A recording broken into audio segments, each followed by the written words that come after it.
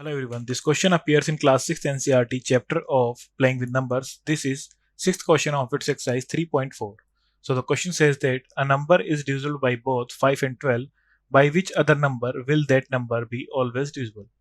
So हमें दो number given है. A number is divisible by एक नंबर है जो 5 से और 12 से divisible है, means 5 and 12 are the factor of this number.